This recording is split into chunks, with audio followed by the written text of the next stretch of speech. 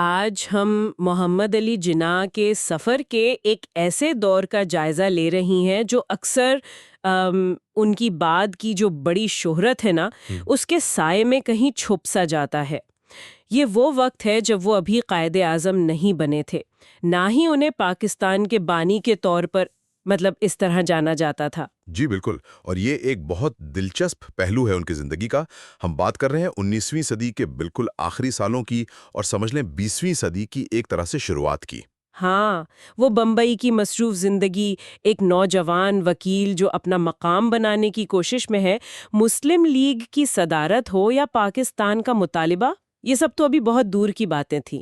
بالکل دور، لیکن جو ذرائع ہم دیکھتے ہیں وہ یہ بتاتے ہیں کہ اس دور میں بھی جب ان کے پاس کوئی بڑا سیاسی عہدہ نہیں تھا، کوئی خاص طاقت نہیں تھی جسے ہم کہتے ہیں، انہوں نے ایک بہت ہی خاص، ایک غیر معمولی چیز حاصل کر لی تھی۔ اور وہ کیا تھی؟ وہ تھی ایک مخصوص قسم کی ساخ، ایک شہرت۔ اچھا، شہرت، یعنی طاقت سے پہلے شہرت، یہ تو بڑا دلچسپ نقطہ ہے۔ جی ہاں، یہ نقطہ واقعی اہم ہے، کیونکہ عام طور پر ہم رہنماؤں کو دیکھتے ہیں ان کی طاقت کے حوالے سے، ان کے اختیارات کے حوالے سے، لیکن یہاں کہانی تھوڑی مختلف ہے۔ طاقت حاصل کرنے سے آپ کہہ سکتے ہیں کافی پہلے ایک بنیاد رکھی جا رہی تھی، اور یہ بنیاد تھی ایک ایسی شہرت کی جو آج کل کی سیاست میں شاید اتنی عام نہیں ہے۔ کس قسم کی شہرت تھی یہ؟ یہ شہرت تھی اصول پسندی اور نظم و ضبط کی، یعنی ڈسپلن اور پرنسپلز۔ بمبئی کی جو اس وقت کی آپ سمجھیں سخت مقابلے والی قانونی دنیا تھی، اور ہندوستان کا جو سیاسی منظرنامہ بن رہا تھا، جی، ان حلقوں میں انہیں ایک ایسے باوقار، بڑے سنجیدہ اور انتہائی ڈسپلن والے شخص کے طور پر پہچانا جانے لگا تھا۔ ایک ایسا شخص جو اپنے اصولوں پر کوئی سمجھوتا کرنے کو تیار نہیں لگتا تھا۔ یہ صرف قابلیت کی بات نہیں تھی، بلکہ کردار کی پختگی تھی۔ تو یہ صرف ایک کامیاب وکیل ہونے سے بڑھ کر بات تھی؟ ان کی پہچان صرف مقدمے جیتنے تک محدود نہیں تھی؟ بالکل، یہ اس سے کہیں آگے کی بات تھی۔ تو آج ہم اسی شہرت کی گہرائی میں اتریں گے۔ یہ کیسے بنی، اس وقت کے ماحول میں اس کی کیا اہمیت تھی، اور سب سے اہم بات، طاقت کے اصل کھیل میں داخل ہونے سے پہلے یہ ساخ ان کے لیے ایک قیمتی اثاثہ، ایک ایسٹ کیسے ثابت ہوئی۔ تو آئیے اس پہلو کو ذرا تفصیل سے دیکھتے ہیں۔ اچھا، جب ہم کہتے ہیں کہ ان کی شہرت وقار، اصول اور ڈسپلن پر مبنی تھی، تو اس کا عملی مطلب کیا تھا؟ روزمرہ میں یہ کیسے نظر آتا تھا؟ کیا یہ صرف ان کا لباس پہننے کا انداز تھا جو مشہور ہے کہ بہت نفیس تھا، یا بات اس سے کہیں زیادہ گہری تھی؟ نہیں، یہ یقینی طور پر صرف ظاہری رکھ رکھاؤ یا لباس سے کہیں زیادہ گہری بات تھی۔ ذرائع اشارہ کرتے ہیں کہ یہ چیز ان کے کام کرنے کے انداز میں، ان کی پیشہ ورانہ اخلاقیات میں، یہاں تک کہ ان کے ذاتی معاملات میں بھی جھلکتی تھی۔ مثلاً کوئی مثال دے سکتے ہیں؟ جی، مثال کے طور پر عدالتی حلقوں میں یہ بات بہت مشہور تھی کہ وہ اپنے مقدمات کی تیاری میں انتہائی محنت کرتے تھے، بہت باریک بینی سے کام لیتے تھے۔ وقت کی پابندی تو خیر تھی ہی، لیکن اپنے دلائل میں منطق اور شواہد پر سختی سے انحصار کرنا، اور جذباتی یا ذاتی حملوں سے مکمل گریز کرنا، یہ سب ان کے پروفیشنل ڈسپلن کا حصہ تھا۔ وہ کیس پر فوکس رکھتے تھے۔ اچھا، اسی طرح اصول پسندی کا مطلب یہ تھا کہ وہ کسی مالی یا سیاسی فائدے کے لیے بظاہر اپنے موقف سے پیچھے ہٹنے کو تیار نہیں ہوتے تھے۔ ایک بات جو کہی جاتی ہے وہ یہ ہے کہ وہ ایسے مقدمات لینے سے بھی انکار کر دیتے تھے جنہیں وہ اخلاقی طور پر درست نہیں سمجھتے تھے، چاہے ان میں کتنی ہی بھاری فیس کیوں نہ مل رہی ہو۔ واقعی؟ جی، اب یہ چھوٹی چھوٹی باتیں ہیں، لیکن یہ مل کر ایک تاثر بناتی ہیں کہ بھئی یہ شخص اپنے اصولوں کو واقعی اہمیت دیتا ہے، پیسے یا وقتی فائدے سے زیادہ۔ یہ تو بڑی دلچسپ بات ہے، خاص طور پر اس ماحول میں جس کا آپ نے پہلے ذکر کیا، بمبئی۔ 19ویں صدی کے آخر میں یہ شہر کیسا تھا؟ وہاں تو یقیناً آگے بڑھنے کی، ایک دوسرے سے آگے نکلنے کی دوڑ لگی ہوگی، ایک طرح کا ریٹ ریس۔ بالکل بالکل، بمبئی اس وقت ہندوستان کا ایک دھڑکتا ہوا معاشی اور قانونی مرکز بن رہا تھا۔ ہر طرف مقابلہ تھا، ہر کوئی جلد از جلد کامیابی چاہتا تھا۔ تو ایسے ماحول میں یہ اصول پسندی اور سخت ڈسپلن، کیا اسے ایک کمزوری نہیں سمجھا جا سکتا تھا؟ کوئی ایسی چیز جو آپ کو پیچھے رکھ دے، جہاں لوگ شاید شارٹ کٹ لے رہے ہوں؟ یہ ایک بہت اہم سوال ہے۔ بظاہر ایسا لگ سکتا ہے، اور یقیناً وہاں ایسے لوگ بھی ہوں گے جو شارٹ کٹ اپناتے ہوں گے یا اصولوں کو ضرورت کے مطابق تھوڑا بہت آپ کہیں لچکدار بنا لیتے ہوں گے۔ لیکن شاید اسی ماحول کی وجہ سے ہی جناح کی یہ خصوصیات اور بھی زیادہ نمایاں ہو گئیں اور بھی زیادہ نظر آئیں۔ جہاں بہت سے لوگ لچک دکھانے یا سمجھوتا کرنے کو تیار ہوں، وہاں ایک ایسا شخص جو اپنے اصولوں پر مضبوطی سے قائم رہے، وہ الگ ہی نظر آتا ہے نا۔ صحیح، ایک کنٹراسٹ پیدا ہوتا ہے۔ بالکل، اور یہ چیز اعتماد پیدا کرتی ہے۔ لوگ سوچتے ہیں کہ اگر یہ شخص چھوٹے وقتی فائدوں کے لیے نہیں جھکتا تو شاید بڑے اور اہم معاملات میں اس پر زیادہ بھروسہ کیا جا سکتا ہے۔ اچھا، تو یہ ایک طرح کی طویل مدتی حکمت عملی بن گئی، چاہے شعوری طور پر نہ بھی سوچا ہو۔ سکتا ہے، ہم یہ نہیں کہہ سکتے کہ یہ شعوری حکمت عملی تھی یا ان کی فطرت کا حصہ تھا، لیکن اس کا نتیجہ یہی نکلا۔ اس نے انہیں ایک ایسی ساخت دی، ایک ایسی ریپیوٹیشن دی جو صرف قابلیت یا دولت سے حاصل نہیں کی جا سکتی تھی۔ یہ کردار کی ساخت تھی جو وقت کے ساتھ بنتی ہے اور بہت پائیدان ہوتی ہے۔ تو گویا یہ بھیڑ میں الگ نظر آنے کا ایک طریقہ تھا، صرف قابلیت کی بنیاد پر نہیں بلکہ کردار کی بنیاد پر۔ اور آپ نے کہا تھا کہ یہ دور طاقت سے پہلے شہرت کا تھا۔ اس نقطے کو تھوڑا اور واضح کریں گی، مطلب اس وقت ان کے پاس رسمی طاقت تو نہیں تھی، تو یہ شہرت عملی طور پر کام کیسے آ رہی تھی؟ بالکل، یہ دور طاقت سے پہلے شہرت کا تھا۔ دیکھیے، ان کے پاس کوئی بڑا سیاسی عہدہ نہیں تھا، وہ کسی بڑی سیاسی جماعت کے سربراہ نہیں تھے، ان کے پاس پیروکاروں کی کوئی بڑی تعداد یا فوج میں ہی تھی، لیکن ان کے پاس ایک بڑھتی ہوئی ساخت تھی، ایک کریڈیبلٹی تھی۔ اور یہ ساخت کیا کر رہی تھی؟ یہ ساخت انہیں قانونی حلقوں میں عزت دیتی تھی، جو ظاہر ہے اہم مقدمات ملنے میں مدد دیتی ہوگی، لیکن اس سے بھی اہم بات یہ ہے کہ یہ انہیں ان دروازوں تک رسائی دے رہی تھی، ان حلقوں میں داخلے کا راستہ فراہم کر رہی تھی جہاں ہندوستان کے مستقبل کے بارے میں اہم بحثیں ہو رہی تھی۔ اچھا، جیسے کانگریس کے اجلاس؟ جی، جیسے کانگریس کے اجلاس یا دیگر اہم سیاسی رہنماؤں کے ساتھ ملاقاتیں۔ جب وہ ان جگہوں پر جاتے تھے تو وہ صرف ایک اور قابل وکیل نہیں ہوتے تھے، وہ محمد علی جناح تھے، جن کے بارے میں لوگ جاننا شروع ہو گئے تھے کہ یہ ایک اصول پسند، ایک باوقار، ایک ڈسپلن والے شخص ہیں۔ تو یہ ابتدائی تاثر بہت اہم ہوتا ہے۔ بہت زیادہ۔ یہ آپ کی بات کو وزن دیتا ہے۔ لوگ آپ کو زیادہ سنجیدگی سے لیتے ہیں، چاہے آپ کے پاس اس وقت کوئی رسمی اختیار، کوئی فارمل اتھارٹی نہ بھی ہو۔ تو کیا ہم اسے ایک طرح کی سافٹ پاور کہہ سکتے ہیں، یعنی رسمی اختیارات کے بغیر بھی اثر انداز ہونے کی صلاحیت؟ بالکل، بالکل، آپ اسے اس طرح سے دیکھ سکتے ہیں۔ یہ اثر و رسوخ کی ایک غیر رسمی شکل تھی۔ یہ لوگوں کو قائل کرنے، اپنی بات منوانے، تعلقات استوار کرنے میں یقیناً مددگار ثابت ہوتی ہوگی۔ اور یہ مستقبل کی تیاری تھی؟ ایک طرح سے جی، یہ مستقبل کی قیادت کے لیے ایک خاموش تیاری تھی۔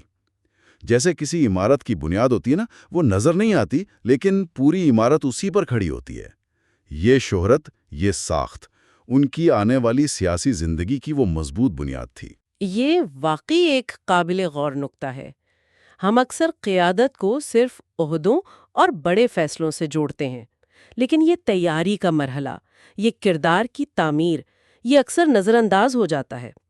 آپ نے یہ بھی کہا کہ یہی شہرت آگے چل کر ان کی قیادت کی بنیاد بنی۔ یہ کیسے ہوا؟ یہ ٹرانزیشن کیسے ہوئی؟ یعنی اصول پسندی اور ڈسپلن جیسی ذاتی خوبیاں قیادت کی صلاحیت میں کیسے بدل جاتی ہیں؟ لوگ کیوں ایسے شخص پر بھروسہ کرتے ہیں؟ یہ ایک بہت کلیدی سوال ہے۔ دیکھیے، ذاتی اوصاف خود بخود قیادت میں تبدیل نہیں ہو جاتے۔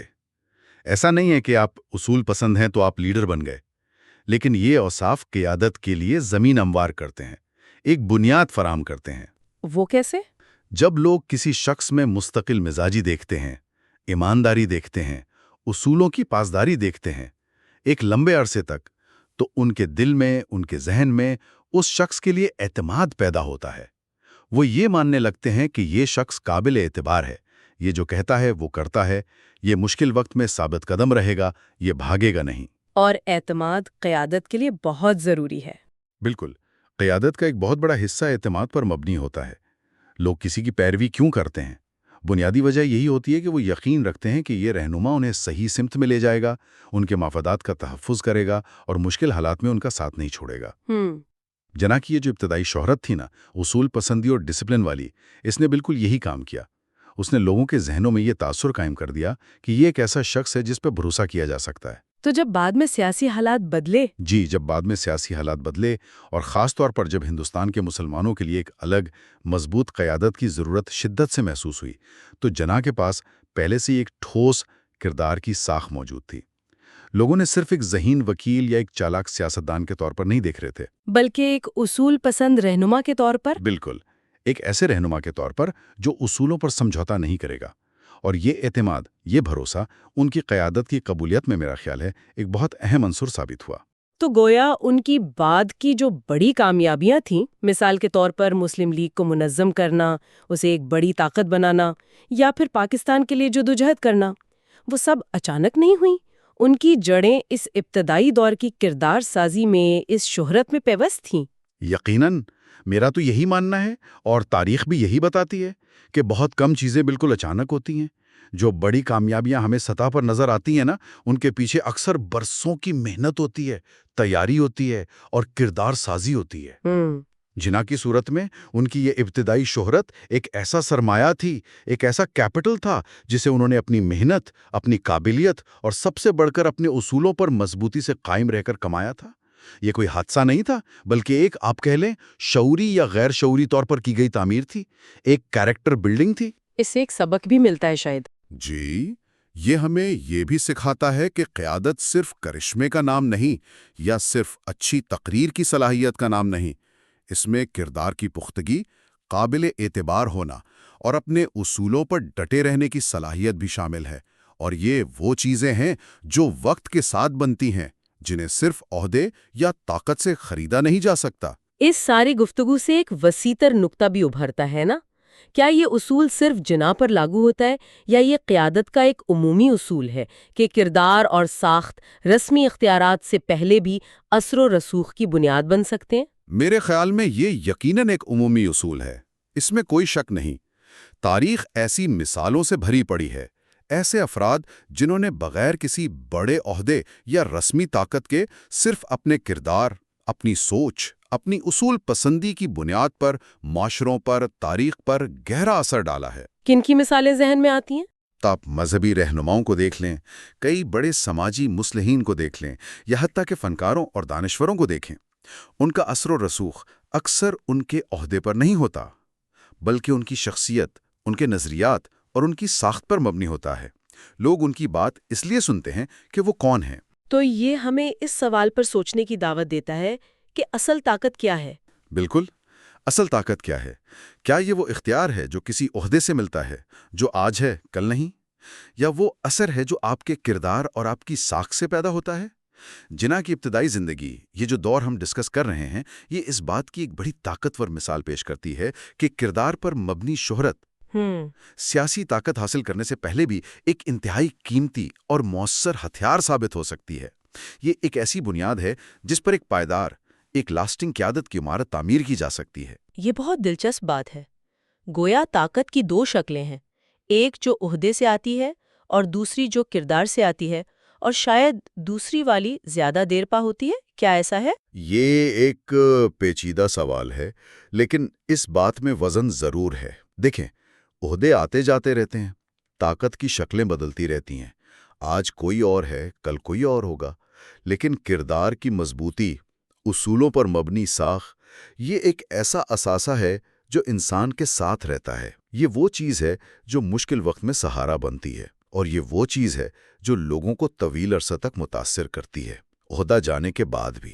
شاید یہی وجہ ہے کہ تاریخ ان رہنماؤں کو زیادہ یاد رکھتی ہے جنہوں نے صرف طاقت کا استعمال نہیں کیا، بلکہ اپنے کردار سے مثال قائم کی۔ تو اگر ہم آج کی اس گفتگو کا نچوڑ نکالیں، خلاصہ کریں، تو ہم یہ کہہ سکتی ہیں کہ 19ویں صدی کے آخر اور 20ویں صدی کے شروع میں محمد علی جناح نے اس سے بہت پہلے کہ وہ ایک بڑی قومی سطح کی سیاسی شخصیت بن دے، بامبے کے اس سخت مقابلے والے قانونی ماحول میں اور ہندوستان کے ابھرتے ہوئے سیاسی حلقوں میں اپنی ایک بہت منفرد پہچان بنا لی تھی، ایک خاص شہرت قائم کر لی تھی۔ جی بالکل۔ اور یہ پہچان کسی عہدے یا اختیار پر نہیں، بلکہ وقار، اصول پسندی اور ایک غیر معمولی قسم کے ذاتی نظم و ضبط یعنی ڈسپلن پر مبنی تھی۔ بالکل درست۔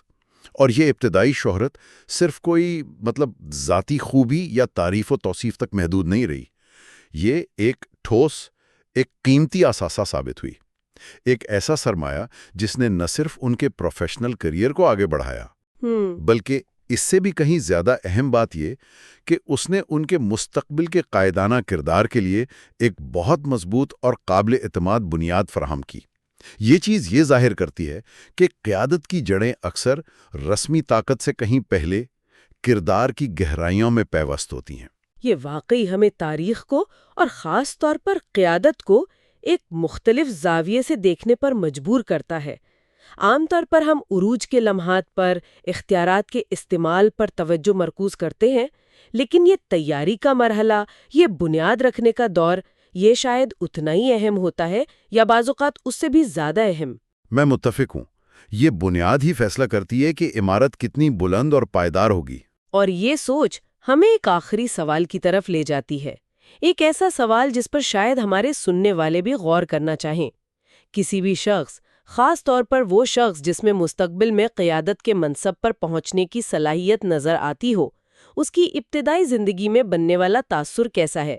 اس کا کردار، اس کے اصول، اس کا رویہ لوگوں کے ساتھ، یہ چیزیں اس کی پوری زندگی کے سفر پر اور اس کی حتمی کامیابی یا ناکامی پر کس حد تک اثر انداز ہوتی ہیں؟ کیا وہ ابتدائی ساکھ، وہ ریپیوٹیشن جو طاقت اور بڑی شہرت سے بھی پہلے بنتی ہے، دراصل تقدیر کا رخ متعین کرنے میں ایک کلیدی کردار ادا کرتی ہے؟ اس پر سوچتے رہیے گا. یعنی ڈسپلن. ہمارے پاس ایک ماخذ ہے، قائد-اعظم کا مثالی ڈسپلن، اس کے کچھ حصے ہیں اور آج ہم اسی کی روشنی میں بات کریں گے. مقصد یہ سمجھنا ہے کہ ان کا یہ ڈسپلن صرف ایک ذاتی خوبی تھی یا یہ ان کی پہچان کیسے بنی، بالکل، اور قیادت میں اس کا کیا کردار رہا. تو سامعین کے لیے اس کا ایک گہرائی سے جائزہ لیتے ہیں. یقیناً. اور یہ موضوع اہم اس لیے بھی ہے، آپ دیکھیں کہ نظم و ضبط کسی بھی لیڈر کی خاص طور پر ساغ اور اثر انگیزی کی بنیاد ہوتا ہے. صحیح. یہ صرف کچھ اصولوں کی پابندی نہیں ہے، یہ ایک پورا رویہ ہے جو شخصیت میں نظر آتا ہے. اور قائد اعظم کی مثال تو اس میں آپ کہہ سکتے ہیں بہت نمایاں ہے. اچھا، ماخذ میں شروع میں ہی ایک بڑی دلچسپ بات لکھی ہے کہ قائد اعظم سے جو بھی ملتا تھا یا انہیں دیکھتا تھا، پہلا تاثر ان کے ڈسپلن کا ہی ہوتا تھا. جی ہاں. اب سوال یہ ہے کہ اتنی ساری خوبیوں میں سے یہ نظم و ضبط ہی کیوں فوراً محسوس ہوتا تھا؟ کیا وجہ تھی اس کی؟ دیکھیں، اس کی وجہ یہ ہے کہ نظم و ضبط کوئی چھپی ہوئی چیز نہیں ہے. یہ آپ کے ہر کام میں نظر آتا ہے. اچھا. آپ کیسے چلتے ہیں، کیسے بات کرتے ہیں، وقت کیسے استعمال کرتے ہیں، یہاں تک کہ آپ کا لباس کیسا ہے، یہ سب میں جھلکتا ہے. یہ ایک طرح کا خاموش پیغام ہے جو دوسروں کو ملتا رہتا ہے. تو جب کوئی شخص اتنا منظم ہو تو وہ فوراً دوسروں سے الگ نظر آتا ہے. صحیح. اس سے ایک سنجیدگی، خود پر قابو اور مقصد سے لگن کا تاثر ملتا ہے.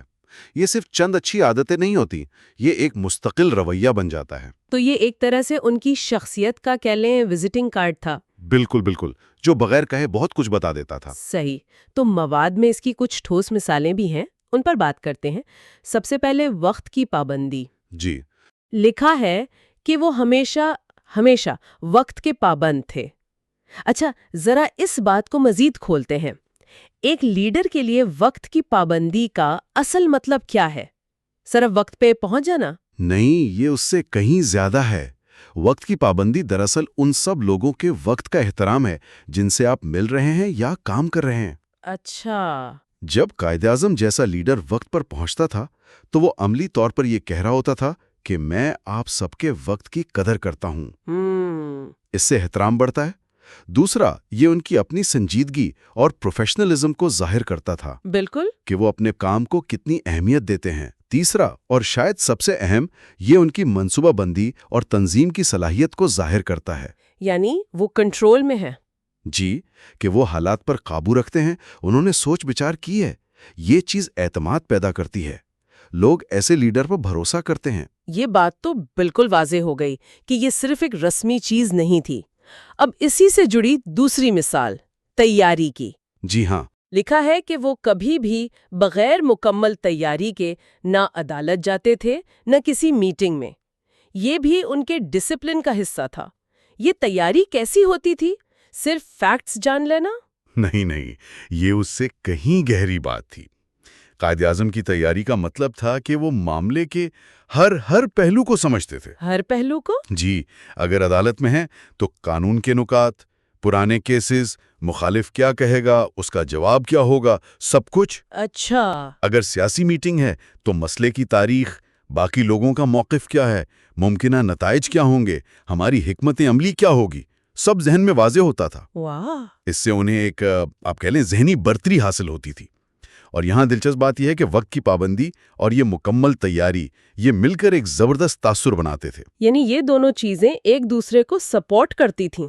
ایک منظم لیڈر وقت پر بھی آئے اور پوری طرح تیار بھی ہو۔ بالکل، سوچئے جب کوئی لیڈر وقت پر آئے اور پھر بحث میں اپنی پوری تیاری اور گرفت کا مظاہرہ کرے تو اس کا اثر کتنا گہرا ہوتا ہے۔ یقیناً۔ یہ پھر صرف رسمی بات نہیں رہتی، یہ ان کی قابلیت، ان کی ذہانت، ان کے معاملے کی تہہ تک پہنچنے کی صلاحیت کا ثبوت بن جاتی ہے۔ اس سے ان کی ساخت اور وقار تو بڑھتا ہی تھا، لیکن جو لوگ انہیں سن رہے ہوتے تھے وہ بھی ان کی بات کو زیادہ وزن دیتے تھے۔ صحیح، ان پر اعتماد بڑھتا ہوگا۔ جی، اعتماد بڑھتا تھا۔ یہ کام سے گہری، سنجیدہ وابستگی تھی جو ان کے ڈسپلن کا ہی ایک عکس تھی۔ سمجھ گئی۔ تو یہ تو ہو گئے کام اور وقت کے حوالے سے ان کے ڈسپلن کے پہلو۔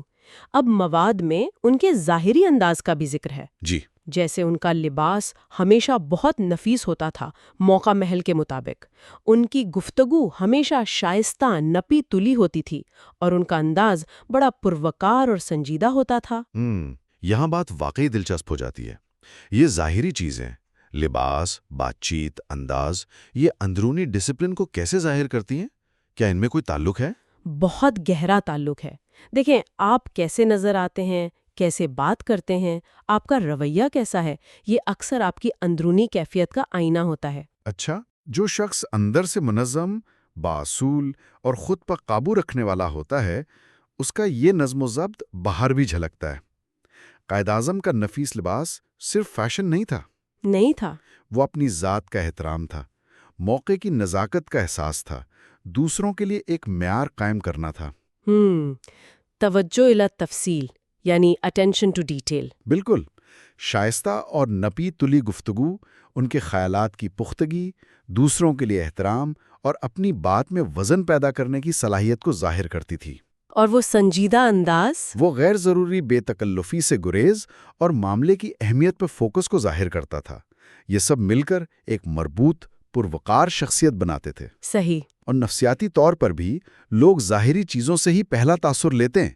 ایک منظم، نفیس ظاہر جو ہے نا، وہ قابلیت اور اعتماد سے جوڑا جاتا ہے۔ اچھا، تو یہ کہنا ٹھیک ہے کہ ان کا یہ ظاہری انداز ان کے اندرونی ڈسپلن کا ہی تسلسل تھا، صرف دکھاوا نہیں تھا۔ بالکل، یہ ان کی پوری شخصیت کا حصہ تھا۔ ایک اور بہت اہم نقطہ جو مواد میں ہے وہ ہے مقصد پر توجہ مرکوز رکھنا۔ جی ہاں، کہ وہ فضول باتوں سے بچتے تھے اور ہمیشہ اصل مقصد پر فوکس رکھتے تھے۔ یہ لیڈرشپ کے لیے کتنا اہم ہے؟ یہ شاید آپ کہیں سب سے اہم ہے۔ مقصد پر توجہ رکھنے کا مطلب ہے کہ آپ اپنی توانائی، وقت، وسائل، انہیں فضول چیزوں میں ضائع نہیں کرتے۔ صحیح۔ آپ کو پتہ ہے آپ کا ہدف کیا ہے اور آپ سیدھا اسی کی طرف جاتے ہیں۔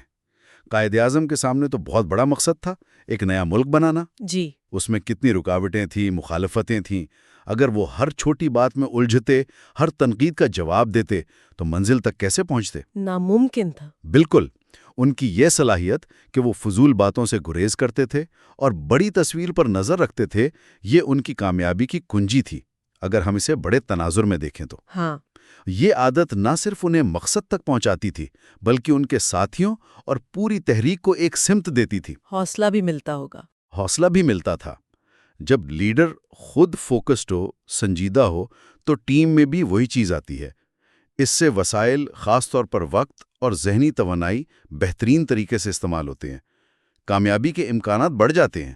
تو گویا یہ فوکس ان کے ڈسپلن کا وہ پہلو تھا جو باقی سب چیزوں کو بامقصد بناتا تھا۔ جی بالکل۔ اب اگر ہم ان تمام پہلوؤں کو ملا کر دیکھیں جو ماخذ میں ہے، وقت کی پابندی، مکمل تیاری، وہ نفیس انداز، شائستہ گفتگو، سنجیدہ رویہ اور مقصد پر توجہ، تو اس سب کا مجموعی نتیجہ کیا نکلتا ہے؟ یہ سب مل کر ان کی شخصیت کو کیسے وہ ممتاز اور باوقار بناتے تھے جس کا ذکر شروع میں تھا؟ دیکھیں، ان سب کا مجموعی اثر یہ تھا کہ قائد اعظم کی شخصیت میں ایک غیر معمولی ٹھہراؤ، وقار، سنجیدگی اور مقصدیت آ گئی تھی۔ یہ ڈسپلن صرف ان کی کچھ عادتیں نہیں تھیں، یہ ان کی عوامی پہچان، ان کا لیڈرشپ سٹائل، ان کے اثر و رسوخ کا لازمی حصہ بن گیا تھا۔ صحیح۔ وقت کی پابندی اور تیاری نے انہیں قابل اعتماد اور باصلاحیت لیڈر بنایا۔ لوگ جانتے تھے کہ وہ جو کہتے ہیں اس پر تیار ہیں اور بات پر قائم رہیں گے۔ بالکل۔ ان کا نفیس لباس، شائستہ گفتگو، سنجیدہ انداز، اس نے انہیں ایک ایسی پروقار شخصیت دی جس کی عزت دوست دشمن سب کرتے تھے۔ جی۔ اور مقصد پر توجہ نے انہیں ایک مؤثر اور کامیاب رہنما ثابت کیا، جو بھٹکتا نہیں، سیدھا منزل کی طرف جاتا ہے۔ تو یہ سب مل کر یہ سب مل کر انہوں نے نہ صرف قائد اعظم کو دوسروں سے ممتاز کیا، بلکہ ان کی وہ منفرد اور باوقار شخصیت بنائی جس کا آج بھی ہم احترام کرتے ہیں۔ یہ ان کے کردار کی مضبوطی تھی۔ تو یہ ڈسپلن ان کی کامیابی کی بنیاد تھا، صرف ایک حصہ نہیں۔ بالکل، شاید بنیادی یہی تھا۔ بالکل درست۔ تو آج ہم نے قائد اعظم کا مثالی ڈسپلن کے مواد کی روشنی میں یہ دیکھا کہ کس طرح وقت کی پابندی، تیاری، ظاہری انداز اور فوکس، یہ سب مل کر ان کی شخصیت کو وہ خاص وقار اور امتیاز دیتے تھے۔ اور اس گفتگو کے آخر میں مواد ہمیں ایک اہم سوال کی طرف لاتا ہے۔ اچھا؟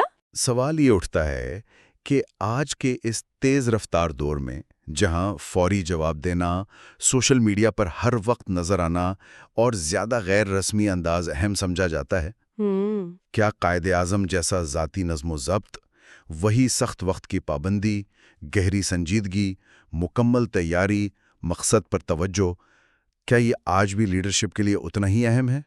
یہ تو بڑا دلچسپ سوال ہے۔ جی، یا کیا جدید دنیا کی توقعات بدل گئی ہیں؟ کیا قیادت کے معیار اب مختلف ہیں؟ یہ ایک ایسا نقطہ ہے جس پر سوچا جا سکتا ہے کہ ڈسپلن کی یہ کلاسیکی شکل آج بھی اتنی ہی متعلقہ ہے یا نہیں۔ ہمارے پاس ایک ماخذ ہے، جناح کی امانت اور سچائی، اور اس تحریر کا جو تیسرا حصہ ہے وہ ہماری آج کی گفتگو کا مرکز ہے۔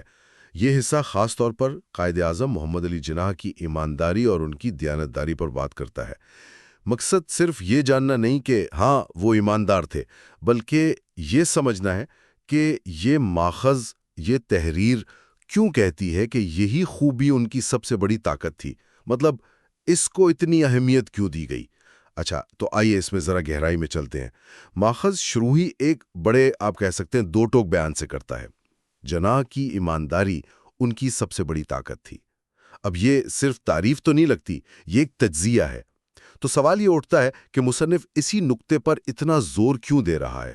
مطلب اور بھی تو خوبیاں ہوتی ہیں نا رہنماؤں میں۔ اور یہاں دلچسپ بات یہ ہے کہ ماخذ ایمانداری کو صرف ایک اچھی عادت یا اخلاقی خوبی کے طور پر نہیں پیش کر رہا، وہ اسے جوڑ رہا ہے اعتماد سازی سے۔ اور ظاہر ہے، اعتماد تو قانون ہو یا سیاست، دونوں میں بنیادی چیز ہے۔ اگر لوگ آپ پر بھروسہ ہی نہ کریں تو کون آپ کے پاس مقدمہ لائے گا؟ کون آپ کو اپنا لیڈر مانے گا؟ ماخذ کا کہنا ہے کہ ان کی ایمانداری کوئی اوپری چیز نہیں تھی، بلکہ ان کے کردار میں رچی بسی تھی، اور یہ ان کی پروفیشنل لائف اور پبلک لائف دونوں میں بالکل واضح نظر آتی تھی۔ یہ ان کی پہچان تھی۔ یعنی یہ کوئی موقع پرستی والی پالیسی نہیں تھی، بلکہ ان کی شخصیت کا حصہ تھی۔ اچھا، ماخذ جو پہلی مثال دیتا ہے وہ ان کے وکالت کے زمانے کی ہے۔ لکھا ہے کہ کلائنٹس ان پر اعتماد کرتے تھے کیونکہ وہ کبھی جھوٹے وعدے نہ کرتے۔ یہ سننے میں تو شاید عام سی بات لگے، لیکن اس کا مطلب گہرا ہے۔ مطلب وہ کیس جیتنے کے لیے غلط امید نہیں دلاتے تھے، چاہے سچ بولنے سے کلائنٹ کو وقتی طور پر اچھا نہ لگے۔ بالکل، اور اس کا اثر صرف کلائنٹ کے اعتماد تک نہیں تھا، یہ ان کی پوری پروفیشنل ساکھ کی بنیاد بن گیا۔ اب خود سوچیں، ایسا وکیل جو آپ کو کیس کی کمزوریاں بھی ایمانداری سے بتا دے، اس پر کتنا بھروسہ ہوگا؟ یہ صرف کیس جیتنے سے کہیں آگے کی بات ہے، یہ ایک طویل مدتی، ایک پائیدار اعتبار بناتا ہے۔ اور اسی سے جڑی ہوئی بات ماخذ میں آگے آتی ہے کہ ساتھی وکلا انہیں پسند کرتے کیونکہ وہ دلیل سے بات کرتے، چالاکی سے نہیں۔ یہ بھی بہت اہم ہے۔ ہاں، یہ فرق اہم ہے، دلیل اور چالاکی۔ جی، دیکھیں، وکالت میں اکثر لوگ سمجھتے ہیں کہ ذہانت یا قانونی موشقافیوں کو اپنے حق میں استعمال کرنا ہی سب کچھ ہے۔ کبھی کبھی تو چالاکی کو بھی شاید سراہا جاتا ہے، لیکن یہ ماخذ واضح کر رہا ہے کہ جناح کا انداز الگ تھا۔ وہ قانون کی اصل روح، منطق اور ثبوت پر زور دیتے تھے۔ الفاظ کا ہیر پھیر یا گمراہ کن دلائل یا ذاتی حملے یہ ان کا طریقہ نہیں تھا۔ اور یہ صرف اخلاقی بات نہیں تھی، اس سے کورٹ میں ان کی بات میں وزن آتا تھا۔ تو آپ کہہ رہی ہیں کہ یہ جو دلیل پر مبنی انداز تھا یہ صرف مورلی کریکٹ نہیں تھا بلکہ پریکٹیکلی بھی مؤثر تھا؟ جی بالکل۔ کیونکہ جج اور جو مخالف وکیل تھے وہ بھی جانتے تھے کہ یہ صرف پوائنٹ پر بات کریں گے، ادھر ادھر کی باتوں میں وقت ضائع نہیں کریں گے۔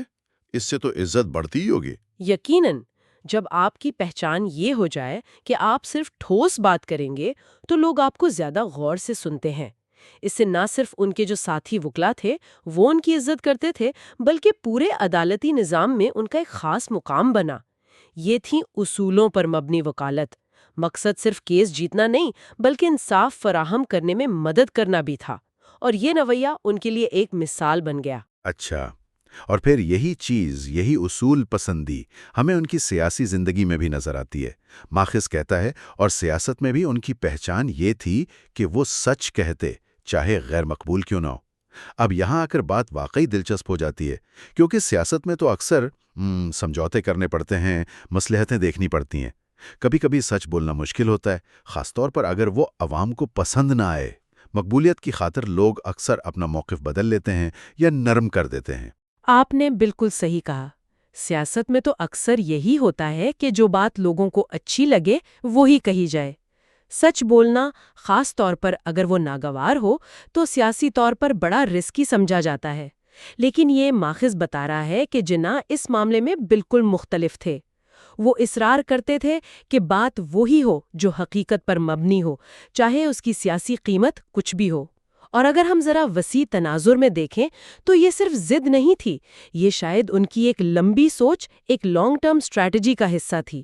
یہ دلچسپ بات ہے، یعنی ان کا خیال تھا کہ وقتی طور پر شاید نقصان ہو، لیکن آخر میں سچائی پر قائم رہنا ہی فائدہ مند ہوگا۔ کیا ماخذ بتاتا ہے یہ کیسے کام کرتا تھا؟ جی، ماخذ کا اگلا جملہ اسی طرف اشارہ کرتا ہے۔ اسی ایمانداری نے انہیں عزت دی اور ایک مستقل ساخت عطا کی۔ دیکھیں، سیاست میں وقتی مقبولیت تو جذباتی نعروں سے بھی مل جاتی ہے، جوڑ توڑ سے بھی، لیکن جو اصل عزت ہے، جو پائیدار ساخت ہے، وہ تو کردار کی مضبوطی سے ہی آتی ہے۔ جب لوگوں کو، یہاں تک کہ آپ کے مخالفین کو بھی یہ یقین ہو جائے کہ یہ شخص اپنی بات سے نہیں پھرے گا اور جو کہے گا ایمانداری سے کہے گا، تو پھر وہ آپ کی بات کو سنجیدگی سے لیتے ہیں۔ یہ جو مستقل ساخت ہے نا، یہی انہیں مذاکرات کی میز پر ایک مضبوط پوزیشن دیتی تھی۔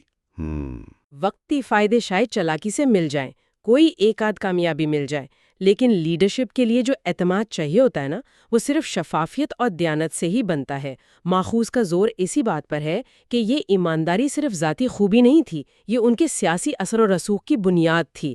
اور اس سے وہ سوال بھی پیدا ہوتا ہے جس کا جواب ماخوذ میں ہی موجود ہے کہ عوامی زندگی میں لمبے عرصے میں کیا چیز زیادہ طاقتور ہے، اصولوں پر سختی سے قائم رہنا یا وقتی فائدے کے لیے مصلحت اختیار کر لینا۔ صحیح۔ اور ماخوذ کا جواب واضح ہے، اصول پسندی۔ تو اس سب کا خلاصہ کیا ہوا؟ اگر ہم ان ساری مثالوں کو جوڑیں، کلائنٹس کا وہ بھروسہ کہ یہ جھوٹ نہیں بولیں گے، ساتھ ہی وکلا کی وہ عزت کہ یہ دلیل سے بات کرتے ہیں، اور سیاست میں وہ ہمت کہ غیر مقبول سچ بھی کہہ دینا، تو ماخذ ایک پوری تصویر بنا رہا ہے۔ وہ کہہ رہا ہے کہ جناح کی ایمانداری کوئی الگ تھلگ چیز نہیں تھی، یہ ان کے کردار کا وہ دھاگا تھا جو ان کی وکالت سے لے کر ان کی سیاست تک ہر چیز میں پرویا ہوا تھا۔ یہ ان کی شخصیت کی بنیاد تھی جس پر ان کی عزت، ان کا اثر اور آخرکار ان کی لیڈرشپ قائم ہوئی۔ تو جب ماخذ یہ کہتا ہے نا کہ ایمانداری ان کی سب سے بڑی طاقت تھی، تو یہ صرف ایک جذباتی بات نہیں ہے، یہ ایک گہرا تجزیہ ہے کہ کیسے ایک بنیادی اخلاقی اصول ان کی عملی کامیابی کی سب سے بڑی وجہ بن گیا۔ یہ ان کی حکمت عملی تھی، چاہے وہ شعوری طور پر بنائی گئی ہو یا ان کی فطرت۔ آپ نے بالکل صحیح خلاصہ کیا۔ اس تحریر کا نقطہ نظر یہی ہے کہ جناح کے لیے ایمانداری صرف کوئی پرائیویٹ معاملہ نہیں تھی، یہ ایک پبلک اور آپ کہہ سکتی ہیں اسٹریٹجک ایسٹ تھا۔ اس نے وہ اعتماد پیدا کیا جس سے انہیں قانونی اور سیاسی دونوں میدانوں میں برتری ملی۔ اس نے انہیں وہ عزت دی جس کی بنیاد پر وہ مشکل سے مشکل مذاکرات میں بھی اپنی بات منوا پاتے تھے، اور آخر میں اسی نے ان کے ماننے والوں کو ان پر پورا یقین کرنے کی وجہ دی۔ ماخوذ کے مطابق یہ ان کی لیڈرشپ کا مرکز تھی۔ اور یہیں سے ایک آخری نقطہ نکلتا ہے جو اسی ماخذ کے تجزیے سے جڑا ہے۔ یہ تحریر بار بار زور دیتی ہے کہ سچائی پر ڈٹے رہنا، چاہے وہ کتنا ہی مشکل ہو، کتنا ہی غیر مقبول ہو، ان کی میراث، ان کی لیگیسی بنانے میں بنیادی تھا۔ یہ ہمیں آج کے دور میں سوچنے پر مجبور کرتا ہے کہ اگر کسی بھی زمانے میں، کسی بھی معاشرے میں لیڈرشپ کی سطح پر ایسی ہی شفاف، ایسی ہی غیر متزلزل دیانت کو ذاتی یا سیاسی قیمت کی پرواہ کیے بغیر پہلی ترجیح دی جائے، تو اس کے مجموعی طور پر لیڈرشپ کے معیار پر، عوام کے اعتماد پر اور معاشرے کی قدروں پر کیا اثرات ہو سکتے ہیں؟ یہ وہ سوال ہے جو یہ ماخذ ہمارے ذہنوں میں چھوڑ جاتا ہے، اور شاید اس پر سوچنا آج پہلے سے بھی زیادہ ضروری ہے۔ جی وعلیکم السلام۔ یہ ماخذ جیسا کہ بتایا گیا جناح اتحاد کے سفیر اور قومی مدبر کے عنوان سے ہے۔ بالکل، اور ہمارا مقصد آج یہ ہے کہ ان تحریروں کو سمجھیں، دیکھیں کہ یہ جناح صاحب کے بارے میں، خاص طور پر ان کے ابتدائی دور کے بارے میں کیا تصویر پیش کرتی ہیں، یعنی ان کی وہ سوچ جو فرقہ واریت سے ہٹ کر تھی اور ہندو مسلم اتحاد کی کوششیں۔ تو آئیے ذرا گہرائی میں جاتے ہیں اس مواد کی۔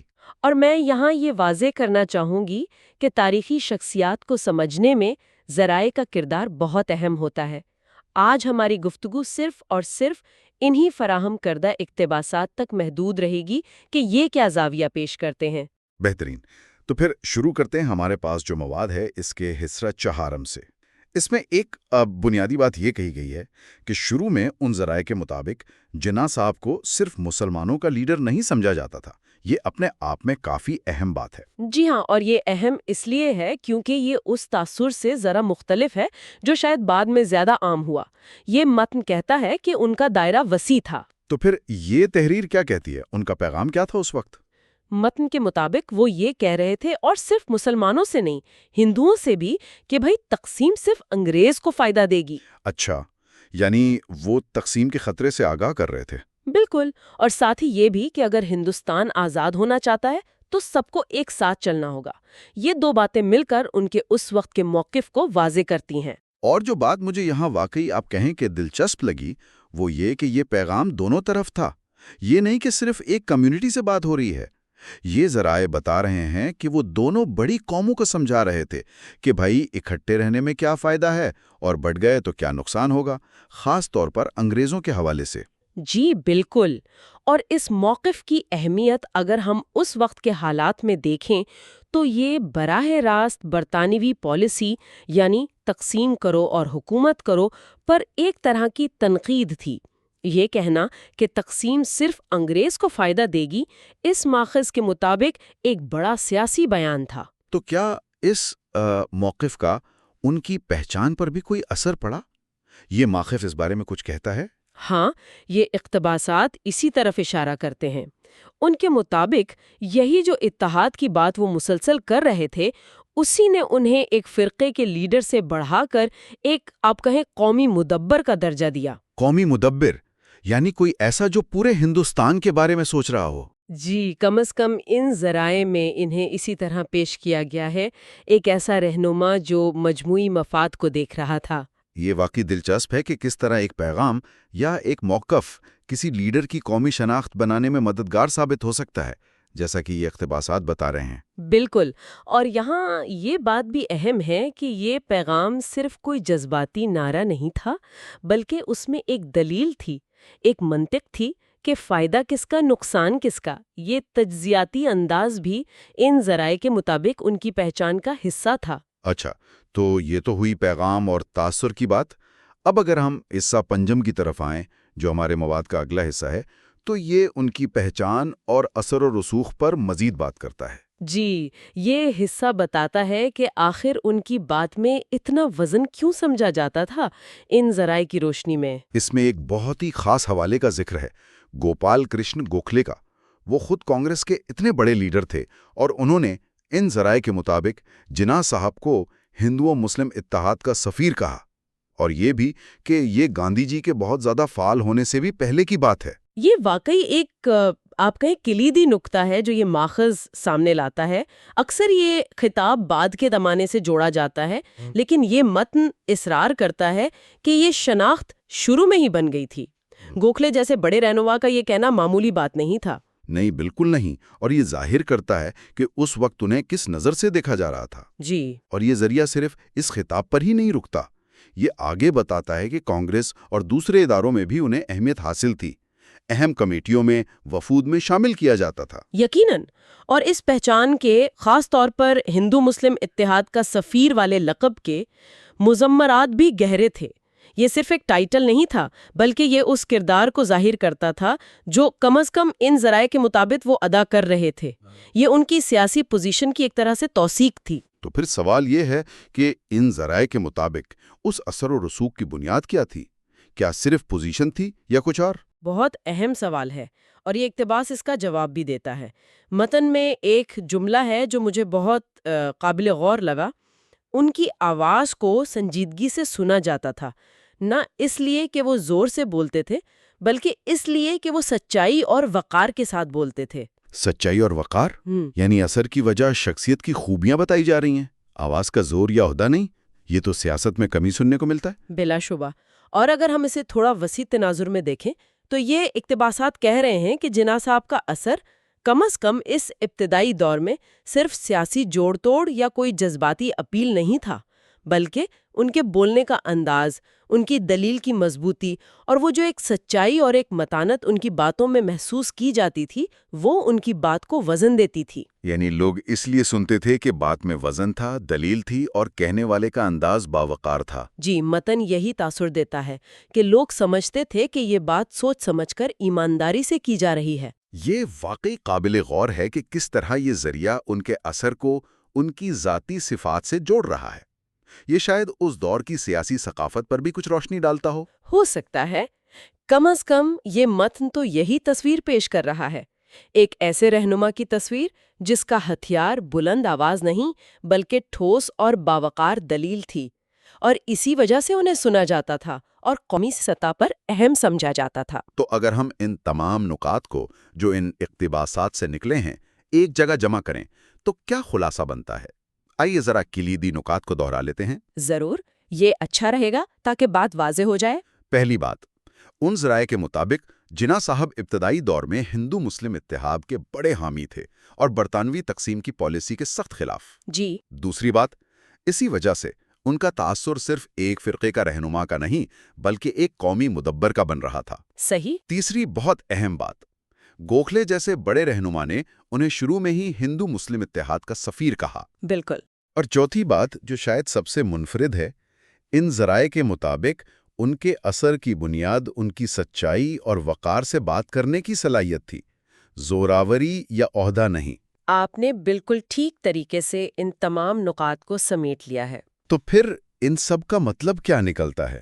اگر ہم صرف انہی ذرائع کو دیکھیں تو جناح صاحب کی ابتدائی سیاسی زندگی کی تصویر ایک ایسے رہنما کی ہے جو متحدہ ہندوستان کے حامی تھے، تقسیم کو نقصان دہ سمجھتے تھے، اور جنہیں ان کے ہم اثر بشمول ہندو رہنما ایک قومی سطح کی شخصیت اور اتحاد کی علامت کے طور پر دیکھ رہے تھے. جی. خلاصہ یہی ہے کہ یہ مخصوص اقتباسات جناح صاحب کو ابتدائی دور میں ایک ایسی شخصیت کے طور پر پیش کرتے ہیں جو اتحاد کے لیے کوشاں تھیں، جنہیں وسیع پیمانے پر پہچان ملی اور جن کا اثر اصولوں، سچائی اور وقار پر مبنی تھا.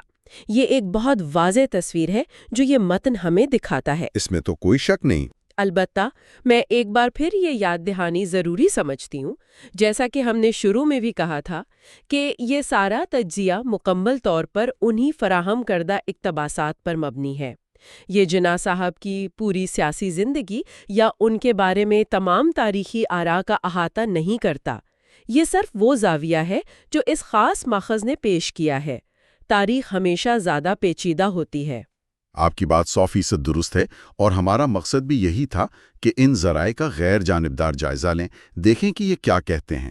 اور اسی بات سے جڑا ہوا ایک آخری سوال ذہن میں آتا ہے جو براہ راست ان ذرائع میں تو نہیں لیکن ان کی روشنی میں پیدا ہوتا ہے. یہ اقتباسات ان کے کیریئر کے ایک خاص ابتدائی دور کو دکھاتے ہیں. تو یہ ہمیں سوچنے پر مجبور کرتا ہے کہ تاریخی شخصیات کے بارے میں جو بیانیے ہوتے ہیں وہ وقت ساتھ کیسے بنتے ہیں، کیسے بدلتے ہیں۔ دلچسپ سوال ہے۔ اہم ہے کہ یہ ابتدائی تصویر جو ان اقتباسات میں ہے بعد کے واقعات کی روشنی میں کیسے سمجھی یا پیش کی جاتی ہے۔ یہ تاریخ لکھنے کے عمل کا ایک بنیادی سوال ہے۔ واقعی ایک بہت اہم نقطہ ہے جس پر سامعین خود بھی غور کر سکتے ہیں۔ آج کے اس گفتگو کے لیے آپ کا بہت شکریہ۔ بہت شکریہ۔ جی، یعنی وہ اندرونی خوبیاں جو کسی لیڈر کی شخصیت بناتی ہیں۔ بالکل، اور یہ بھی کہ شروع کی شہرت یعنی آپ کی پہچان کیسے آپ کے مستقبل پر اثر انداز ہوتی ہے۔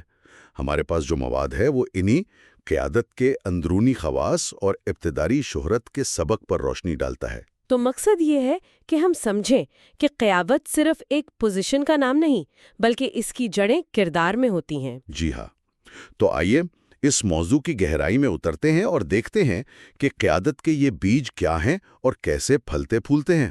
ضرور۔ تو ذرائع یہ بتاتے ہیں کہ قیادت کا آغاز اندر سے ہوتا ہے۔ کچھ خاص اندرونی خوبیوں کا ذکر ہے جناح کے حوالے سے بھی بات کی گئی ہے۔ پہلی خوبی ہے صبر۔ اب یہ صبر سننے میں تو عام سا لفظ ہے، لیکن قیادت میں اس کا کیا مطلب ہے؟ دیکھیں، یہاں صبر کا مطلب صرف انتظار کرنا نہیں ہے۔ اچھا، جی، بلکہ یہ ہے کہ جب شروع میں ناکامیاں ہوں، مشکلات آئیں تو ان کے باوجود اپنے مقصد پر ڈٹے رہنا، ثابت قدمی جسے کہتے ہیں۔ قیادت کا راستہ وہ کبھی سیدھا نہیں ہوتا، اتار چڑھاؤ آتے ہیں۔ تو یہ ذرائع یہی کہتے ہیں کہ استقامت یعنی صبر یہی وہ بنیاد ہے جس پر کامیابی کھڑی ہوتی ہے۔ تو یہ ایک طرح کی برداشت سے زیادہ ہے، مطلب صرف سہ جانا نہیں۔ بالکل نہیں، یہ ایک فعال چیز ہے، یعنی مایوس ہو کر بیٹھ نہیں جانا بلکہ مشکلات کے دوران بھی مثبت رہنا، کوشش جاری رکھنا، یوں سمجھیں کہ طوفان میں کشتی کو سنبھالنا۔ صحیح، یہ تو واقعی اہم ہے، خاص طور پر آج کل جب سب کچھ فوری چاہیے۔ جی ہاں، آج کل تو فوری نتائج کا بہت دباؤ ہوتا ہے، وہاں صبر کی اہمیت اور بھی بڑھ جاتی ہے۔ متنے کا اشارہ یہی ہے کہ جو رہنما صبر دکھاتے ہیں وہ طویل مدتی کامیابی کی بنیاد رکھتے ہیں۔ ٹھیک، اچھا، صبر کے بعد دوسری خوبی جو بتائی گئی ہے وہ ہے اصول، یعنی دیانتداری، اپنے اصولوں پر قائم رہنا۔ جی، اصول پسندی یہ تو قیادت کی آپ کہہ لیں روح ہے۔ ذرائع واضح کرتے ہیں کہ وقتی فائدے کے لیے اپنے بنیادی اصولوں پر سمجھوتا نہ کرنا یہ کردار کی پختگی کی سب سے بڑی نشانی ہے۔ اور اس سے اعتماد بھی پیدا ہوتا ہوگا، ہے نا؟ بالکل، جب کوئی لیڈر اپنے قول و فعل میں اصولوں کا پابند ہوتا ہے تو لوگ اس پر بھروسہ کرتے ہیں، احترام کرتے ہیں۔ یہ اصول ایک طرح سے وہ اخلاقی کمپاس کی طرح کام کرتے ہیں، مشکل وقت میں صحیح راستہ دکھاتے ہیں۔ مت میں یہ بات بھی ابھرتی ہے کہ اصولوں پر قائم رہنا شاید تھوڑے وقت کے لیے آپ کو مقبول نہ بنائے، لیکن لمبے عرصے میں آپ کی ساخت، آپ کا اعتبار اسی سے بنتا ہے۔ تو یہ گویا ایک طرح کا کریڈٹ جمع کرنا ہے ساخت کے بینک اکاؤنٹ میں۔ ہاں، یہ اچھی مثال ہے۔ بالکل اسی طرح ہر اصول پر مبنی فیصلہ اس اکاؤنٹ میں کچھ جمع کرتا ہے اور ہر سمجھوتا کچھ نکال لیتا ہے۔ اور قیادت کا اصل امتحان آتا ہی تب ہے جب اصول اور وقتی فائدے میں ٹکراؤ ہو۔ صحیح۔ جو رہنما اس امتحان میں کامیاب ہوتے ہیں ان کی قیادت زیادہ پائیدار ہوتی ہے۔ ٹھیک ہے، تو صبر، اصول اور تیسری اندرونی خوبی ہے حوصلہ۔ کیا یہ صرف بہادری ہے یا کچھ اور؟ نہیں، یہ صرف نڈر ہونا نہیں ہے۔ متن اسے یوں بیان کرتا ہے کہ یہ آہستہ آہستہ اپنی صلاحیتوں پر اعتماد بنانا ہے اور دوسروں کا اعتماد حاصل کرنا ہے۔ اچھا، اس میں ناکامی کے ڈر پر قابو پانا، مشکل فیصلے کرنا اور خاص طور پر اپنے نظریات اور اصولوں کے لیے کھڑے ہونا، یہ سب شامل ہیں۔ تو یہ پیدا ہوتے ہی نہیں مل جاتا؟ نہیں، یہ تجربے سے آتا ہے، چھوٹی چھوٹی کامیابیوں سے بلکہ ناکامیوں سے سیکھ کر بھی یہ بڑھتا ہے۔ اور دیکھیں، یہ تینوں خوبیاں صبر، اصول اور حوصلہ یہ آپس میں جڑی ہوئی ہیں۔ کیسے؟ دیکھیں، صبر آپ کو مشکل وقت میں کھڑا رکھتا ہے، اصول آپ کو صحیح راستہ دکھاتے ہیں اور حوصلہ آپ کو اس راستے پر چلنے کی ہمت دیتا ہے۔ واہ، یعنی حوصلہ وہ انجن ہے جو صبر اور اصولوں کی گاڑی کو کھینچتا ہے، خاص کر مشکل راستے پر۔ بالکل ٹھیک کہا آپ نے۔ حوصلہ ہی وہ طاقت ہے جو لیڈر کو چیلنج قبول کرنے پر اکساتی ہے۔ متن کا خلاصہ یہی ہے کہ یہ تینوں اندرونی خوبیاں وہ بنیاد ہیں جن پر قیادت کھڑی ہوتی ہے۔ ان کے بغیر کوئی عہدہ، کوئی اختیار دیر پا نہیں ہوتا۔ بہت خوب، تو یہ تو ہو گئیں اندرونی خوبیاں۔ اب ان کا باہر اظہار کیسے ہوتا ہے؟ یہاں سے بات آتی ہے ابتدائی شہرت یا پہچان کی طرف۔ پہلا سبق جو ماخذ بتاتا ہے وہ بڑا دلچسپ ہے۔ شہرت ہی مستقبل کی تقدیر ہے۔ اس کا کیا مطلب ہوا؟ کیا یہ قسمت کی بات ہے؟ نہیں، قسمت کی بات نہیں، یہ کردار کے اثر کی بات ہے۔ کردار کا اثر؟ جی، یہاں شہرت سے مراد صرف مشہور ہونا نہیں، بلکہ آپ کی پہچان، آپ کی ساخ جو شروع کے دنوں میں بنتی ہے۔ متن کا نقطہ یہ ہے کہ لوگ شروع میں آپ کو جس طرح جانتے ہیں، آپ کے کردار کو جیسا سمجھتے ہیں، وہی تاثر آپ کے ساتھ جڑ جاتا ہے۔ اچھا۔ اور پھر وہی آپ کے مستقبل کے لیے یا تو دروازے کھولتا ہے یا بند کرتا ہے۔ اگر شروع کی پہچان اچھی ہے، دیانت، اصول، محنت، تو لوگ آگے چل کر آسانی سے بھروسہ کریں گے، قیادت قبول کریں گے۔ تو یہ first impression is the last impression والی بات ہوئی، لیکن گہری سطح پر کردار کے حوالے سے؟ بالکل، اس سے زیادہ گہرا ہے۔ یہ صرف ظاہری رویہ نہیں، بلکہ آپ کے مستقل عمل سے جو ساخ بنتی ہے، یہ وہ ہے۔ متن اشارہ کرتا ہے کہ شروع میں جو محنت کی، دیانت دکھائی، اصول نہیں چھوڑے، وہ ایک ایسی شہرت بناتی ہے جو مستقبل میں قیادت کے لیے مضبوط بنیاد بنتی ہے۔ اسی لیے کہا کہ یہ تقدیر بن جاتی ہے، مطلب آپ کے آگے بڑھنے کے امکانات کو طے کر دیتی ہے۔ یہ تو سوچنے والی بات ہے۔ ہر چھوٹا قدم اہم ہے۔ اچھا، دوسرا سبق ہے ڈسپلن عزت دلاتا ہے۔ وقت کی پابندی، تیاری، کام سے سنجیدگی، یہ تو عام سی باتیں لگتی ہیں۔ جی، لگتی عام ہے، لیکن قیادت کی بنیاد انہی عام باتوں پر ہوتی ہے۔ ڈسپلن صرف ٹائم پر آنا جانا نہیں ہے۔ تو پھر کیا ہے؟ یہ اس بات کا ثبوت ہے کہ آپ اپنے کام، اپنے وعدوں اور دوسروں کے وقت کو کتنا اہم سمجھتے ہیں، کتنی سنجیدگی سے لیتے ہیں۔ جب کوئی شخص اپنے معاملات میں منظم ہوتا ہے، وقت کا پابند ہوتا ہے، تو وہ بنا بولے یہ پیغام دیتا ہے کہ بھائی اس پر بھروسہ کیا جا سکتا ہے۔ اچھا۔ اور ذرائع کہتے ہیں کہ یہی بھروسہ پھر عزت میں بدل جاتا ہے۔ لوگ ایسے شخص کی قدر کرتے ہیں جو منظم ہو، جو ذمہ دار ہو۔ یہ ایک خاموش لیکن بہت مؤثر پیغام ہے۔ تو ڈسپلن صرف اپنی کامیابی کے لیے نہیں، بلکہ دوسروں کا اعتماد اور عزت جیتنے کے لیے بھی ضروری ہے۔ یہ آپ کی لیڈرشپ کو مضبوط کرتا ہے۔ یقیناً، جب لوگ دیکھتے ہیں کہ کوئی اپنے کام کے لیے تیار ہے، وقت پر ہے، وعدے پورے کرتا ہے، تو وہ قدرتی طور پر اس کی عزت کرتے ہیں۔ ڈسپلن دکھاتا ہے کہ آپ قابل بھی ہیں اور قابل اعتبار بھی، اور قیادت کے لیے یہ دونوں چیزیں ضروری ہیں۔ نظم و ضبط کے بغیر قابلیت بھی اکثر پوری طرح کام نہیں آتی۔ صحیح کہا۔ اچھا، اب تیسرا سبق جو مجھے ذاتی طور پر بہت اہم لگا، اصول وقتی مقبولیت سے زیادہ پائیدار ہیں۔ متن کہتا ہے نعرے مٹ جاتے ہیں، اصول باقی رہتے ہیں۔ آج کل کے دور میں یہ بات کتنی اہم ہے؟ یہ تو قیادت کے بالکل دل پر لگتی بات ہے۔ یہ سوال اٹھاتی ہے کہ لیڈر کا مقصد کیا ہے؟ ہر قیمت پر پاپولر ہونا یا اصولوں پر قائم رہنا؟ قیادت جو اصولوں پر کھڑی ہو سکتا ہے اسے فوراً واہ نہ ملے، مخالفت بھی ہو سکتی ہے، لیکن وقت کے ساتھ اس کی عزت بڑھتی ہے۔ تاریخ بھی تو انہی کو یاد رکھتی ہے نا، جنہوں نے مشکل میں اصول نہیں چھوڑے۔ بالکل۔ تو گویا اصولوں پر چلنا مستقبل کے لیے سرمایہ کاری ہے، اور مقبولیت کے پیچھے بھاگنا صرف آج میں جینا ہے۔ بہت خوب کہا آپ نے۔ یہ طویل مدتی اور قلیل مدتی سوچ کا فرق ہے۔ اصول پسندی آپ کی ساخ بناتی ہے، آپ کی لیگیسی بناتی ہے۔ وقتی مقبولیت آج خوش کر دے گی، کل کا پتہ نہیں۔ متن کا زور اسی بات پر ہے کہ اصلی پائیدار قیادت ہمیشہ اصولوں پر مبنی ہوتی ہے۔ یہی اصول لیڈر کو ہمت دیتے ہیں اور فالوورز کو یقین۔ تو اگر ہم آج کی ساری گفتگو کو سمیٹیں تو بات یہ نکلی کہ قیادت شروع ہوتی ہے اندر سے۔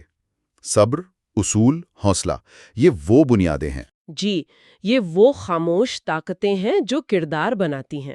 اور پھر یہ اندرونی خوبیاں باہر نظر آتی ہیں، خاص طور پر شروع کی ساخت میں، پہچان میں۔ وہاں سے ہم نے 3 سبق دیکھے۔ پہلا کہ یہ پہچان مستقبل کا راستہ بناتی ہے۔ دوسرا کہ ڈسپلن صرف عادت نہیں، یہ عزت اور اعتماد لاتا ہے۔ اور تیسرا کہ اصولوں پر قائم رہنا وقتی مقبولیت سے کہیں زیادہ قیمتی اور دیر پا ہے۔ بالکل، یہی وہ بنیاد ہے جس پر قابل اہتمام قیادت کھڑی ہوتی ہے۔ یہ سب مل کر قیادت کی ایک زیادہ مکمل تصویر بناتے ہیں جو صرف اختیارات سے کہیں بڑھ کر ہے۔ جی ہاں، اور یہاں ایک آخری سوچ جو ذہن میں آتی ہے ان ذرائع کی روشنی میں، وہ کیا؟ وہ یہ کہ اگر کردار، اصول، ساخت اتنے ہی اہم اور پائیدار ہیں تو آج کے اس تیز رفتار دور میں جہاں فوری نتائج چاہیے، سوشل میڈیا کا دور ہے، وہاں افراد اور ادارے اپنی قیادت کی بنیاد کن چیزوں پر رکھ رہے ہیں؟ یہ تو گہرا سوال ہے۔ کیا آج بھی صبر سے کام لیا جا رہا ہے؟ اصولوں کو اہمیت دی جا رہی ہے؟ یا پھر وقتی مقبولیت، شارٹ کٹس اور دکھاوے نے ان بنیادی چیزوں کی جگہ لے لی ہے؟ اور اگر ایسا ہے تو اس کا ہمارے مستقبل پر کیا اثر ہوگا؟ یہ وہ سوال ہے جو یہ مواد ہمیں سوچنے کے لیے دیتا ہے۔ اس گہری سوچ کے ساتھ ہی ہم آج کی اس گفتگو کا اختتام کرتے ہیں۔ ہمارے پاس ایک مختصر سا لیکن کافی دلچسپ متن ہے جو لگتا ہے کہ جناح قیادت کی داغ بیل نامی کسی بڑے تام کے 8ویں حصے کا اختتامیہ ہے۔ تو اس تحریر کی مدد سے ہم یہ سمجھنے کی کوشش کریں گے کہ 1910 تک، مطلب ان کے سیاسی سفر کے بالکل شروع میں، جناح صاحب کی شخصیت، ان کا مقام، وہ کیسے بن رہا تھا۔ گویا یہ ان کی جو قیادت کی عمارت تھی اس کی بنیادوں کا ایک جائزہ ہے۔ اچھا، تو اس متن کا ایک مرکزی نقطہ یہ سامنے آتا ہے کہ 1910 تک اگرچہ وہ ایک نسبتاً نوجوان سیاستدان تھے، محمد علی جناح کی شناخت 3 اہم حوالوں سے کافی مستحکم ہو چکی تھی۔ ایک تو باوقار بیرسٹر، دوسرا ایک اصول پرست رکن قانون ساز کونسل، اور تیسرا ایک انتہائی بااعتماد شخصیت۔ یہ پہچان کیسے بنی اور اس کے کیا معنی تھے اس وقت؟ آئیے اس پر ذرا بات کرتے ہیں۔ جی، یہ شناختیں واقعی بہت اہم ہیں، خاص طور پر اس دور کے تناظر میں اگر دیکھیں تو باوقار بیرسٹر ہونا یہ صرف ایک پروفیشنل کامیابی نہیں تھی، یہ تو نو آبادیاتی ہندوستان کا جو سماجی اور سیاسی ڈھانچہ تھا اس میں ایک خاص وزن، ایک حیثیت کی علامت تھی۔ قانون پر عبور ہونا، منطقی استدلال کی صلاحیت، یہ چیزیں انہیں ایک منفرد مقام دیتی تھیں۔ صحیح۔ پھر اصول پرست رکن ہونا، یہ صرف ذاتی خوبی نہیں تھی بلکہ سیاسی میدان میں ان کی ساخت قائم کرتی تھی کہ بھئی یہ دباؤ میں نہیں آئیں گے، اپنے موقف پر قائم رہیں گے۔ یعنی مضبوطی تھی۔ جی بالکل، اور بااعتماد شخصیت کا مطلب تھا کہ لوگ، حتیٰ کہ سیاسی مخالفین بھی، ان کی بات پر، ان کے وعدے پر بھروسہ کر سکتے تھے۔ تو متن جس طرح ان 3 پہلوؤں کو نمایاں کر رہا ہے، اس سے لگتا ہے کہ مصنف کے نزدیک یہی وہ ستون تھے جن پر مستقبل کی قیادت کی جو عمارت ہے وہ کھڑی ہونی تھی۔ یہ صرف آپ کہہ لیں لیبلز نہیں تھے بلکہ عملی سیاست میں طاقت اور اثر کے ذرائع تھے۔ آپ نے بالکل صحیح کہا کہ یہ صرف القابات نہیں تھے، ان کی عملی اہمیت تھی۔ اور متن کا اگلا حصہ بھی اسی خیال کو آگے بڑھاتا ہے۔ ایک جملہ ہے اس میں، قیادت کے بیج بوئے جا چکے تھے، اب وقت تھا کہ تاریخ انہیں آزمائے اور وہ ان آزمائشوں میں ایک نئی منزل تراشیں۔ یہ جملہ تو مطلب اپنے اندر ایک پوری کہانی سموئے ہوئے لگتا ہے۔ بالکل بالکل، یہ جملہ ایک عبوری دور کی نشاندہی کر رہا ہے۔ قیادت کے بیج بوئے جا چکے تھے، اس سے مراد یہی ہے کہ 1910 تک وہ تمام بنیادی صلاحیتیں، وہ کردار کی پختگی، وہ اصول پسندی جس کا ہم نے ابھی ذکر کیا، وہ موجود تھیں، یعنی بنیاد رکھ دی گئی تھی۔ جی، لیکن یہ جملہ یہ بھی واضح کرتا ہے کہ یہ صرف شروعات تھی، اصل امتحان وہ ابھی باقی تھا۔ تاریخ انہیں آزمائے، یہ آنے والے جو بڑے چیلنجز تھے، مشکلات، سیاسی کشمکش، اس کی طرف اشارہ ہے، اور وہ ان آزمائشوں میں ایک نئی منزل تراشیں۔ یہ صرف رد عمل نہیں ہے بلکہ ان چیلنجز کا سامنا کرتے ہوئے ایک نیا راستہ بنانا، ایک نئی سمت متعین کرنا، اس کا اندیا دیتا ہے۔ اچھا، گویا متن یہ کہہ رہا ہے کہ صلاحیت تو موجود تھی، لیکن اس صلاحیت کا اصل جوہر، اس کی اصل طاقت، وہ مستقبل کے واقعات اور آزمائشوں میں ہی ظاہر ہونا تھی۔ 1910 تک وہ ایک مضبوط امیدوار تو تھے، لیکن تاریخ کو ابھی انہیں پرکھنا تھا۔ تو یہ ایک طرح سے تیاری کے مرحلے کا اختتام تھا اور عملی آزمائش کے دور کا آغاز۔